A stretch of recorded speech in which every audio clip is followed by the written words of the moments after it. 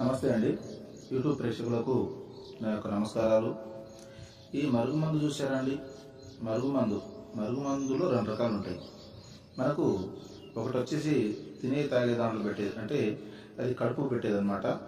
అది మనం అన్నంలో, కూరలో, చికెన్లో, మటన్లో, జ్యూస్లో, స్వీట్లో, కూల్ డ్రింక్లో అది పెట్టచ్చు. అంటే తినే తాగే దాంట్లో పెట్టాలి. అది కడుపు పెట్టేది వస్తుంది. ఇక రెండోది మనకు బట్టలకు, చెప్పులకు, తలకు, వంటికి ఏదో ఒక భాగాన పూసే మరుగుమందు వస్తుంది అనమాట. అది లిక్విడ్ వస్తుంది. అది పవర్ఫుల్ లిక్విడ్ అనమాట. అది కొద్దిగా అంటించినా ఇక మనం చెప్పినట్టు ఏంటారు, మన చెప్పు చేతులు ఉంటారు, అంటే వాళ్ళకు మనం చెప్పింది ఏదమవుతుంది అనమాట. దీంతో పాటు వశీకరణ పూజ కూడా చేస్తానండి.